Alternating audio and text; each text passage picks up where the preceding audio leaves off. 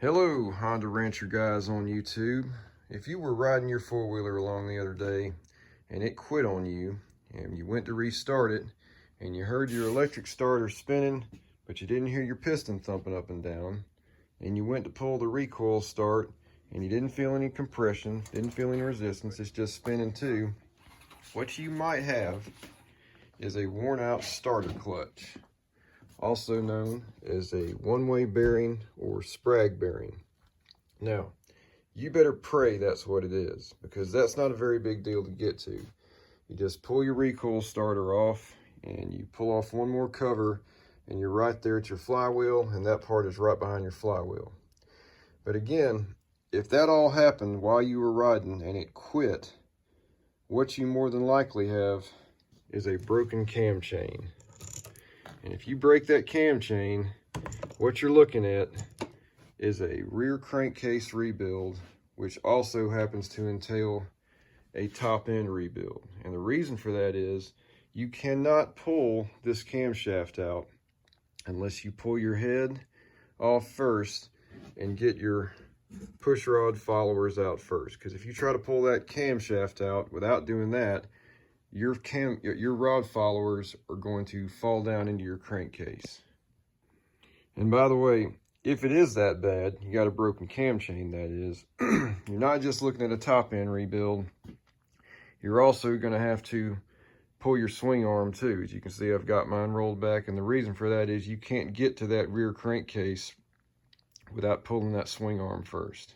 Another little piece of advice, before you get to working on this four-wheeler, get your pressure washer and hit that thing in as many spots as you can get to all over with that pressure washer for about 10 minutes before you even roll it into the shop. Man, it gets on my last nerve seeing some of these videos of these guys pulling major parts off their engine and stuff with 3 inches of caked mud and twigs and stuff all over the four-wheeler, dropping all kind of crud into the engine. Man, it does not take long. Spend 10 minutes, get that thing cleaned up. You owe it to your machine.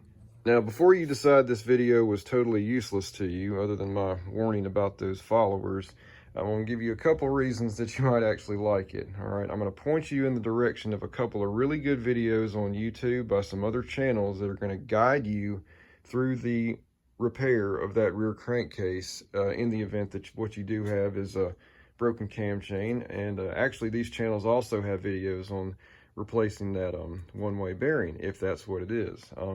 Those channels are called Four-Wheeler Doctor.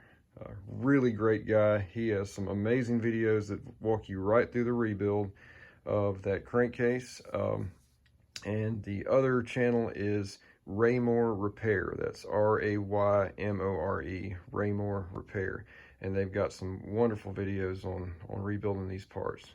One more piece of advice I want to offer you. When you should also get a real legit original Honda factory service manual for your model of four-wheeler. This you just cannot top a legit factory service manual. They are absolutely the best at giving you the torque specifications and all the little things you need to know, versus something like a climber manual. Never buy a climber manual. There's a reason they're always cheap, because they suck. All right.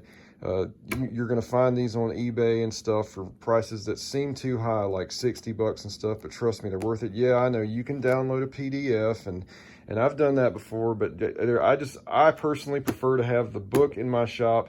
I don't like fiddling around with a laptop in my shop when I've got grease on my hands and stuff. You know, yeah, you don't get grease all over your book either, but I'm old-fashioned. I like a book. If you're old-fashioned too, this is the go-to. If you're okay with messing with a laptop, the PDFs download or even getting it on a disc or a jump drive is like 16 bucks or something. Not bad. You might even find it for free, but factory service manual, stay away from the climbers. Good luck to you. Hope you're back out riding soon. God bless.